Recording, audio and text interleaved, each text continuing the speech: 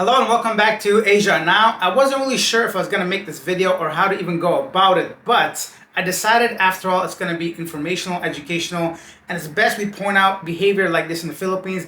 I'm talking about pro-life traveler that's in hot water right now in Dumaguete. For the past year, I've been getting emails, also random people letting me know to look into this guy. He's a creep and he drives around in Dumaguete with his baby infant without being properly in the seat and all this stuff, but I didn't care because mainly just like I don't know, people's opinion that just because the guy's a creep doesn't give me the right to go ahead and make a story about him. I mean, I could, opinion-based, but on this channel, News Now, I try to stick to the facts. Until recently, where a somewhat popular news outlet in Dumaguete on their Facebook page posted this. I'm going to tell you guys a bit about that. In this video, we're also going to take a look at what he did, what are the accusations, how is this going to turn out for him, and get some facts straight. Please hold your judgment till the end before we label this guy a creeper or whatever. That's up to you, but let's take a look at what was posted. So first of all, this was posted on Dumaguete Daily News with 110,000 followers, right? So although they're not really a news outlet, they do provide news articles and stories on their Facebook page. So keep that in mind. None of this has been actually written in any major publication in the Philippines, but Estonian national faces child abuse allegations in Dumaguete courts. An Estonian national identified as Sim Rusipu, also known online as Pro-Life Traveler, is expected to appear before a Dumaguete court in connection with allegations of child abuse and exploitation. Authorities confirmed that the case stems from complaints and online materials that allegedly show inappropriate interactions with minors in several areas of Negros Oriental, Dumaguete, Valencia, and nearby communities. The matter is now under judicial review, and proceedings will determine the merits of the accusations. According to complaints submitted to authorities, the suspect allegedly targeted impoverished communities where he was seen interacting with minors while offering money, food, or other items. Reports claim that some of his publicly uploaded videos contain behavior described as inappropriate and exploitative, raising concerns among viewers and child protection advocates. These materials were cited as part of the evidence reviewed during the filing of the case, though investigators emphasized that all claims remain allegations until proven in court. Local officials and child rights groups reiterated calls for vigilance in protecting minors, especially in vulnerable communities frequently visited by foreign content creators. Authorities urged the public to report any suspicious behavior involving children and reminded everyone that due process will be observed as the case moves forward. The accused has not been convicted of any crime, and further details are expected to emerge as court proceedings continue. So, personally, do I think the dude's a creep? Definitely, 100%. Is what he's doing illegal in any way? I tried to look a little bit deeper into this. So, if you go on his Facebook page right now, to me, I was shocked to know that he has a wife and a kid. Firstly, I would not expect somebody like that behaving in that manner. Also, he removed over 100 videos apparently based on other people that screenshotting all of his videos, and now is focusing more towards family stuff. Let's go back a little bit. A couple of the videos that is raising some concern. There's one that he's lifting up a very small looking person, but in that video she claims to be 18. Now, does that give you the right to touch the person? To me, the girl is 12. Don't forget, content creators can tell the girl to lie before pulling out the camera, pressing record. It could all be set up. She definitely does not look like an adult to me. So is what you're doing like illegal in some sense? Three separate ways you can look at it. YouTube guidelines, like what YouTube allows you to do. Philippines laws, of course. And lastly, like a moral thing. Is it right, morally speaking? That one I don't think is even a question by anyone that follows some of his videos. A lot of defenders also in the comments of some TikTok girl that made a video. There's so much going on right now. I'm just trying to focus on the factual things. Based on what I've seen for like 1 hour, I'm not an investigative journalist. I don't have the resources, the time, or to be honest, I don't really care to look into this guy's life and channel. Right now, from what he has, there are some very obvious, concrete, factual evidence saying that he definitely exploited people's poverty and he definitely has minors in his videos. And a lot of times, the focus on his camera. So let me give you guys a little bit actually what the law says regarding what he does before we get a bit more into personal opinions on this. According to ChatGPT, AI tells me here are the following laws they possibly broke. Republic Act number 7610, Special Protection of Children Against Abuse, Exploitation, and Discrimination Act. Also, the Republic Act that protects anti-trafficking person, even though people were not transported, recruiting or engagement of minors through abuse of vulnerability, like poverty, or exploitation through media or online content. There's another one, anti-child, I'm not going to get into that one. It's just too graphic. Anti-Photo and Video Voyeurism Act. What that is, film without proper consent, placed in humiliating or compromising situations, recorded for personal online gain. All of those can be used against him.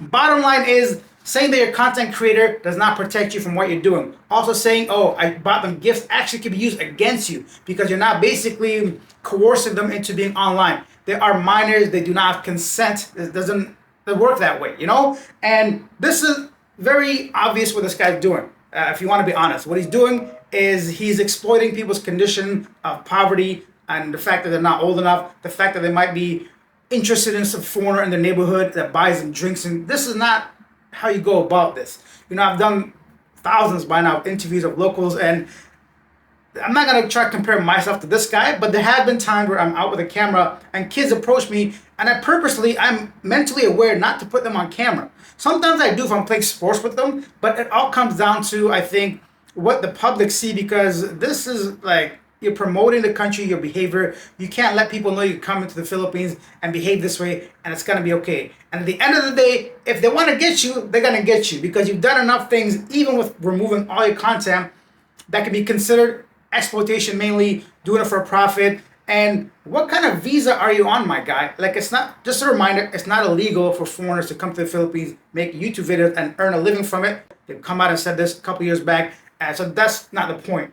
My point is, if you're there for your wife and kid, you might be in trouble, because if you get kicked out, blacklisted, you may never get back in the country. So why even jeopardize your life? Now his content shifted towards more family-oriented stuff. You can see on his channel, on his page, it's just, oh, me and my kid driving around. That's the whole other thing. A lot of people complaining how he doesn't follow the proper procedures, protocols. When he's driving, the kid is unsafe. He puts the woman in compromising positions. Overall, the man is a creeper. I don't dispute that. But legally, has he done anything wrong? On his videos right now, most of the women that I've seen, like I said very briefly, they say they're 18 or older. There have been some screenshots of people holding some images from before when there were younger people involved. So if you have anything like that, please forward them to me at talknowcanada@gmail.com. Any kind of video, photo, interaction, whatever that clearly shows minors and his, because there are minors on his channel, but like I said, I haven't gone through every single video and watched this stuff. Does he make you feel uncomfortable? Yes. Is he a creeper? Yes. But is he doing anything justifiable to kick him out of the country? By law, yes. But what about the barangay officials in Dumaguete? It took him this long to bring this guy even into questioning. People have been complaining about this dude for a long time, like I said. So, or is he simply going to buy his way out or convince them otherwise? Let's put it that way. That's a whole different story. What do you guys think? Leave your thoughts down below, because as I mentioned, personally, I'm not a fan of content like this. It's very easy to take a camera, go into poor neighborhoods, and start making videos. They call this, there's a specific word for it, poverty. But yeah, man, it seems to be in hot water. One thing also, once again, I want to say, none of this has been reported in any major news outlet. So if you guys live in Dumaguete, know any official that can verify these claims, because right now it's simply another channel that posts about the news, not particularly a news outlet itself. Or if anybody has any further information regarding this guy, let me know. Maybe you follow his video. Do you think he's simply just an odd character? Do you think he crosses the line barely but keeps close to it? Anything you want to share, because if you have, for sure, some of you guys know more about this guy than I do. I'm getting too close, huh? That's what I do. I just come close when I get passionate and talk, you know? So, that is basically it. There's no need to cover other stories. I think this can be a standalone video on this guy. I don't mean to, like, do these long-form content, but the past week, I think we had 3 or 4 different videos where it hasn't been, like, quick hit news. I'll get back to that soon. But it just seemed like some of these stories, I can't simply just give you the headlines. Do your own research. Go online. There's been only one somewhat news outlet that's covered this. I just want to know if these claims are true. Have there been officially anything complaint against this man? Because he has, for sure. If you simply take that story, put it to ChatGPT, and tell it to give you all the laws he's broken, you'll see how many, probably 7, 8 different laws that could come at him, kick him out of the country very easily, not even in question. So let's take a quick look at yesterday's comments. Since we're here anyways, we'll do a quick yesterday today where I share some of the most popular comments regarding our previous video. Hello and welcome back to Asia Now. By the way, the thumbnail, I'm glad somebody mentioned it. That's like an inside joke. That's obviously not me, that's AI. I mean, it is me, but somebody put a bandana and some teardrops under my eye hole. Going on to our top comments, Robert Cole says, sad for a society to have such a title, but yeah, it truly is. You really have to be careful. And doesn't surprise me, says SPS. Free Particle says, I was once in Philippines. I will never return. Scammers in every corner, even 7-Eleven. Yeah, you got to make sure you count your change, bro. And Steve says, the skin tax is a scam no matter how you look at it. Being charged more just for being a foreigner should never be okay. And that is, I think, a direct comment regarding entrance fees to some of these tourist sites. It happens in many countries.